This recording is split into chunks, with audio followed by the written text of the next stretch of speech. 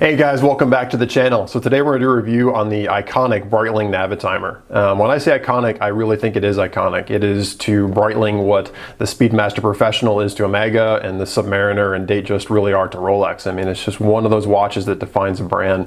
And it is an icon just in pure status and its history. It's been around since, I believe, the 1950s. You know, it has that iconic bezel that rotates for calculations. You know, it was defined as the pilot's watch. When I still think of pilot's watches, I very much that is the model that comes in mind is the Breitling Navitimer. Whether or not it's a practical flight instrument, I mean, that's debatable, but it's definitely been one of those icons of, you know, the last century. It's a watch that everybody seems to recognize in the community, and it very much has a love it or hate it thing, but I think, you know, most would agree that there's definitely respect towards the Breitling Navitimer. So that said, customary wristwatch check. Today I'm wearing my Rolex 16710L serial GMT Master pre-ceramic. Talk about a mouthful. Love this watch. I travel a lot, and to me it's just a great travel watch, but this video obviously isn't about that. So I'm really happy to bring you guys this review. Little thing before we get started.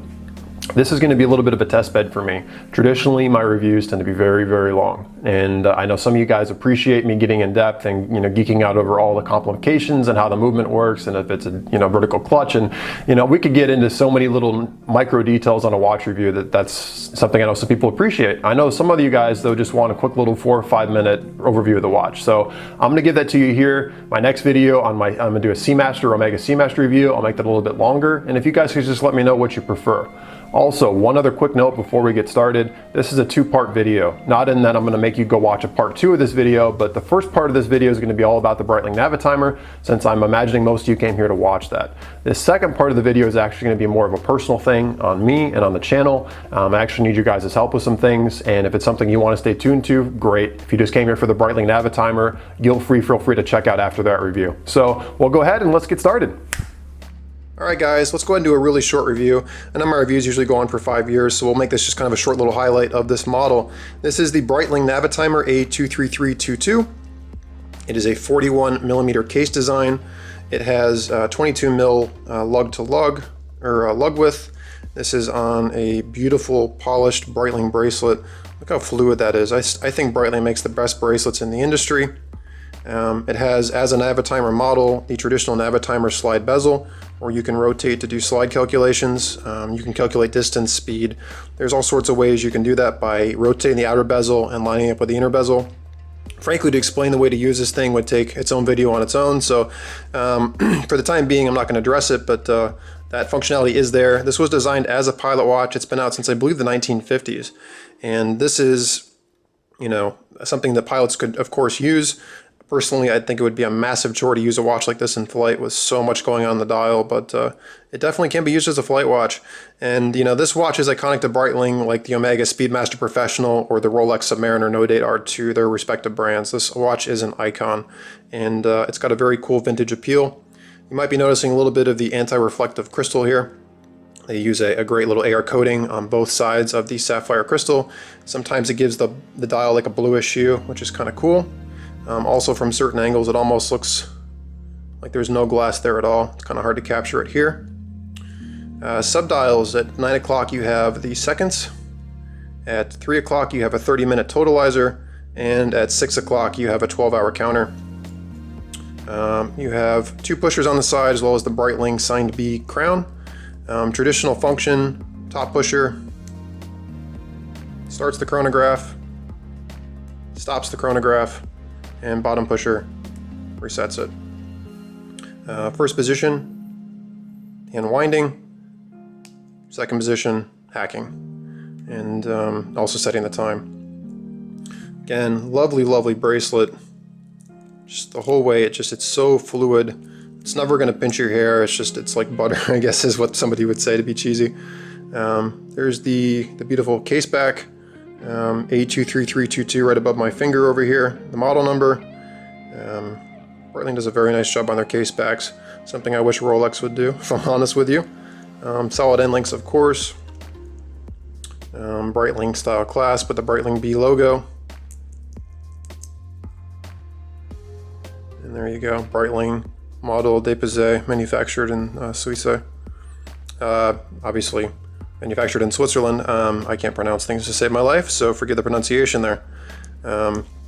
But yeah, I mean, this is the Breitling Navitimer A23322, and I try to keep this one short. You know, the newer ones now, this was the last model to feature an ETA movement. The new ones use the new Breitling in-house B-series movement, which I've heard from everyone that's experienced them that it's a stellar movement. I'll go ahead and give you guys a little quick wrist shot here.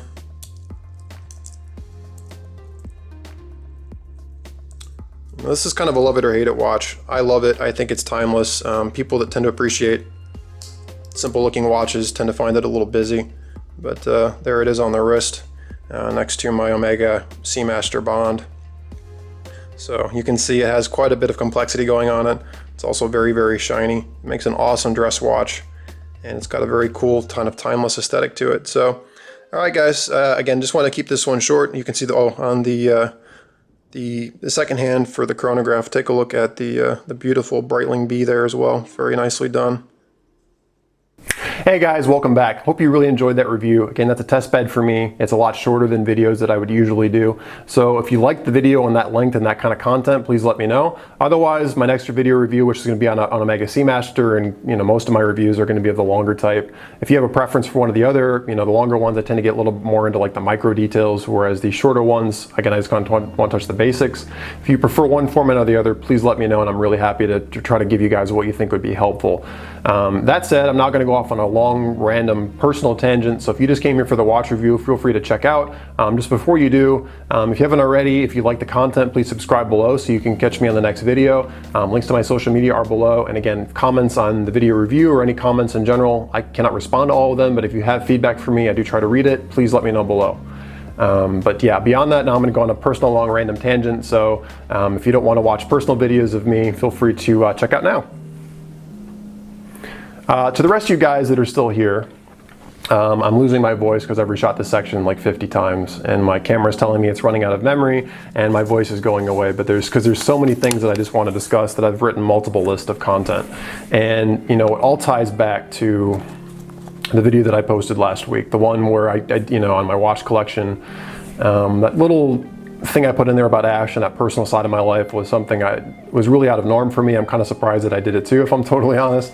But the amount of response and support that I've gotten because of it is like overwhelming in the best sense of the word. Your guys' support for my channel, and also, you know, I guess for just, you know, that aspect of the video as well.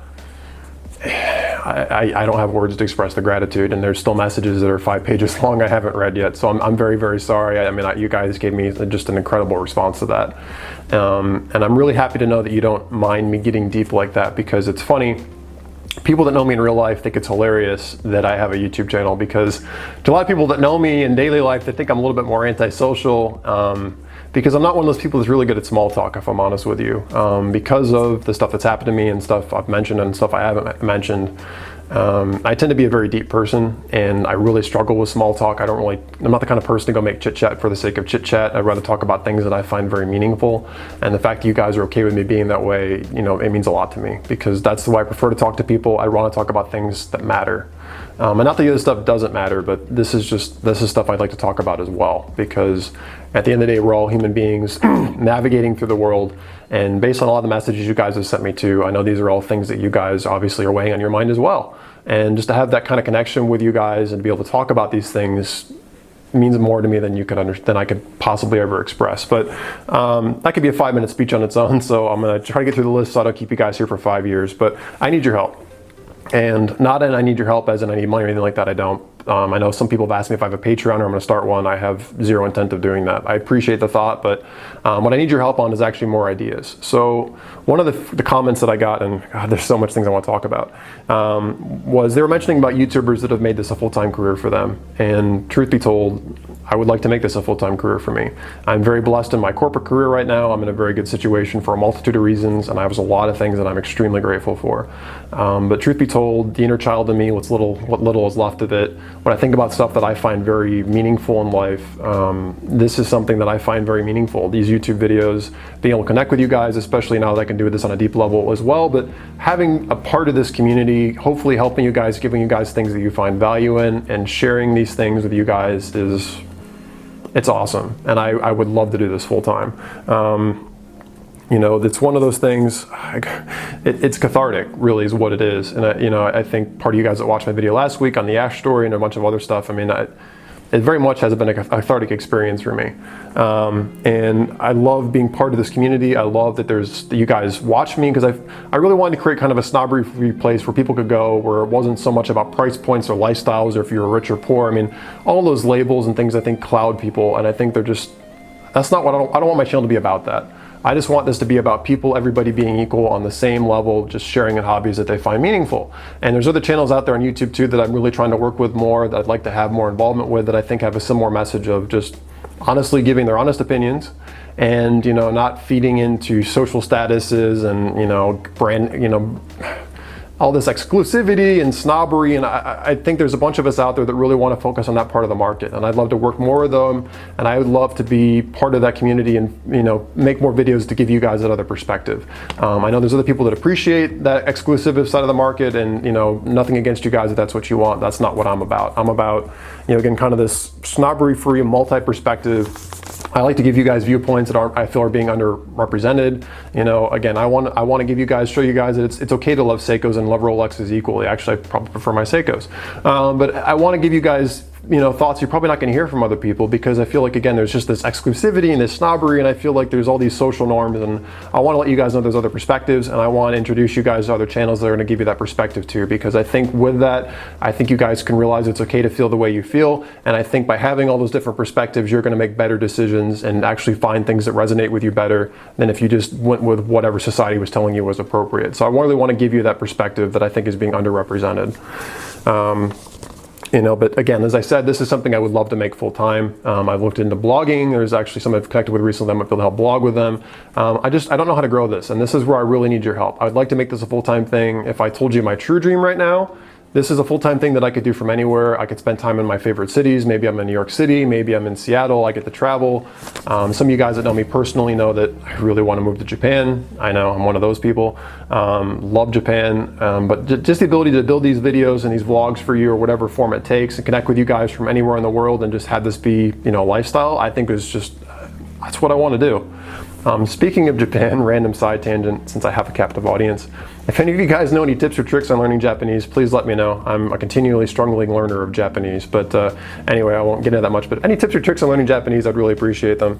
But again, I would like to see this go full time. Wow, I made so many notes. But I'd also like to make this go beyond just watches. Watches obviously are a passion of mine, but there's a bunch of other things I'd love to talk to you guys as well. I know a lot about cars, actually, way more about cars than I know about watches, believe it or not. I'm not really sure how to capture that, since I don't have access to a lot of cars. But I'd love to have just deep conversations too with you guys, maybe about life. I'm just a sucker for anything that has engineering or design into it too. So architecture, ships, planes, trains, automobiles, art, anything that has the human touch and design went into it, and somebody put passion into it. Those are the things that I want to talk to you guys about. Watches represent that for me, but there's a bunch of other things I'd love to expand the channel to talk about as well. So I'm going to go ahead and wrap it up here. Again, I just need your help. I'd like to expand the channel. I'd like to make this a full-time thing, and I'd like to know what you guys would like to see for content-wise. That's how I can really be helpful. So if you guys have ideas for me to expand the channel, there's things you'd like to see on here, please let me know. Obviously, I take your opinions very seriously. So before I run out of memory here, thank you guys so much for all the continued support. Thank you for following me on the channel. Thank you for watching my entire little rant here. As I said, I appreciate you guys more than I can express. So thank you guys as always. Hope you guys enjoyed the video review and didn't mind my little speech at the end, and let me know what you think. Thanks, guys.